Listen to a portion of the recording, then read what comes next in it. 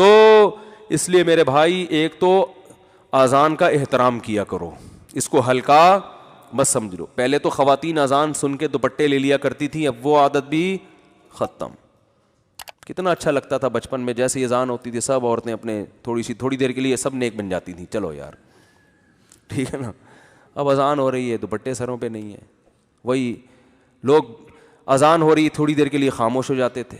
کوئی ڈرامہ دیکھ رہا ہے یار تھوڑا پاز کر دو اس کو, کوئی فلم دیکھ رہا ہے, کوئی ڈانس دیکھ رہا ہے تھوڑی دیر کے لیے رک جاؤ. اب تو وہ بھی کیا ہو گیا, بولو نا, ختم. جواب دینا تو بہت دور کی بات. تو اس کا احترام کرو بھائی, یہ اللہ کی ندا ہے, سن لو غور سے.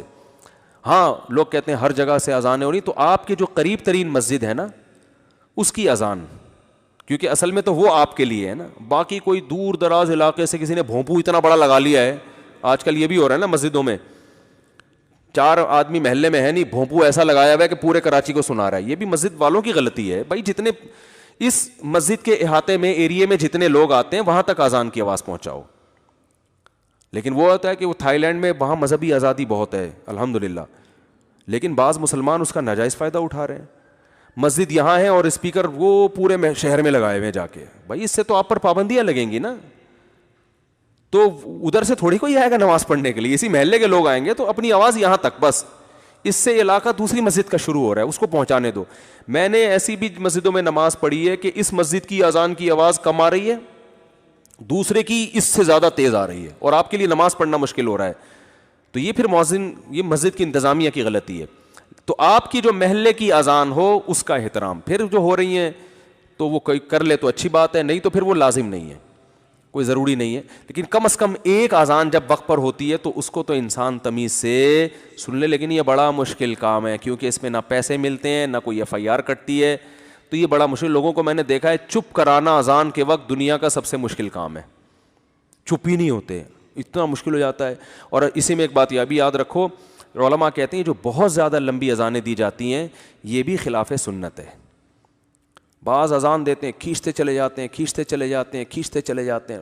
لوگ کہتے ہیں حرم میں ہوتی ہیں, حرم کا ماحول الگ ہے, وہاں تو جاتے ہی اذان سننے کے لیے نا, یہاں لوگ مشغول ہیں. تو جتنی اذان شریعت نے بتائی ہے, لفظ اللہ پہ اتنا لمبا مت تھوڑی ہے کہ اللہ کوئی مت تھوڑی ہے اس کے اوپر, کھینچتے جا رہے ہیں کھینچتے جا رہے ہیں کھینچتے جا رہے ہیں. وہ مؤذن اپنی وہ دکھا رہا ہوتا ہے کہ میں کتنا, میرا کتنا لمبا سانس ہے. تو نارمل ہونی چاہیے اذان, حقیقت ہے. وہ بھی بعض دفعہ ہم نیت پہ تو شک نہیں کرتے, لیکن لگتا ہے ایسا ہی ہے, یہ اپنا گلا دکھا رہا ہے کہ میں کتنا اسٹیمنا ہے میرے اندر. تو بھائی اسٹیمنا کے لیے آپ 4 شادیاں کرو, وہاں دکھاؤ اپنا اسٹیمنا کہ میرے میں کتنا اسٹیمنا ہے. اسٹیمنا دکھاؤ, آپ کسی رنگ میں جا کے پہلوان سے لڑو, یا پانی میں منہ دو اس کو نکالو کہ دیکھو میں کتنی دیر تک پانی میں اپنے آپ کو. اذان کا احترام چونکہ کرنا پڑے گا لوگوں کو, تو لوگوں کو آزمائش میں مت ڈالو. میں نے بعض دفعہ دیکھا ہے لوگ اذان کا احترام کرتے ہیں, بیٹھے ہوئے مسجد کے باہر کے اذان ہو رہی ہے, لیکن جو مؤذن نے کھینچی ہے تو پھر ہم تو پھر بھی کہتے ہیں بھائی جتنا بھی کھینچ لے سنو, کوئی مسئلہ نہیں ہے, تھوڑی دیر زیادہ خاموش رہ جاؤ, سارا دن سے بول ہی رہے ہو نا.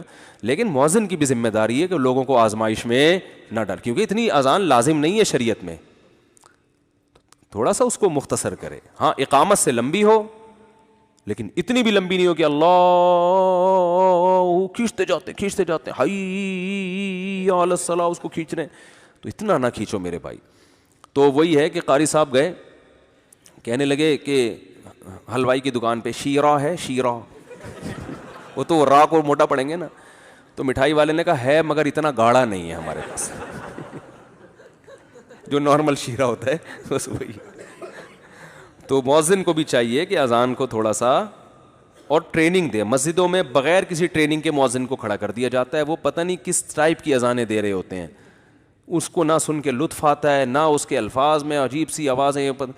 میں بچپن میں ایک مسجد میں گیا تو ہم نماز پڑھنے گئے نا, تو اس نے اذان دینا شروع کی. اذان ایسے, ہم لوگ میرے کزن تھے میرے ساتھ, ہم ٹین ایجر تھے ہم لوگ. ٹین ایجر ہوتے ہیں نا 13 سے 20 سال, اس میں آدمی کے ویسے ہی سنجیدگی ذرا کم ہوتی ہے.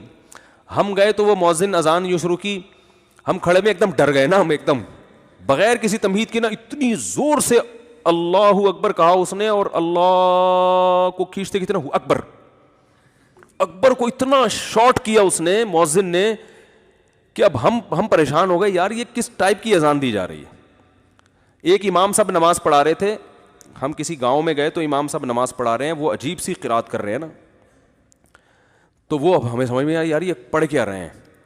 لیکن جہاں توئیں آتا نا, توئیں قرآن میں تو وہ پورا نکلتا تمیز سے.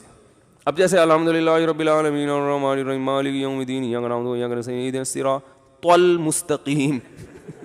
انہوں نے صرف توئیں یاد کی ہوئی تھی, تو یہاں سے نکلتا ہے. اب ہمیں ہنسی بھی آنے لگتی یار یہ کیا کر رہے ہیں آپ, تو کے علاوہ بھی کچھ سیکھ لیتے بھائی.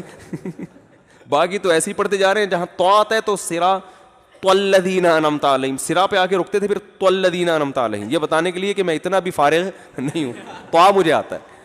تو وہ جب سلام پھیرنے لگے نا, تو سلام میں انہوں نے کیا کیا, السلام علیکم ورحمۃ اللہ, پورا یوں عجیب سے طریقے سے گھمایا انہوں نے. تو یہ ایک مسئلہ ہے زیادہ تر گاؤں دیہاتوں میں. او بھائی تم نماز پڑھا رہے ہو, تمہیں اس کا اکثر تنخواہ بھی ملتی ہے, وظیفہ بھی ملتا ہے, تو کسی سے سیکھ لو تھوڑا سا. کیا السلام کیا جا رہا ہے اس میں, السلام علیکم ورحمۃ اللہ, ہو گیا آرام سے, ہو گیا نا.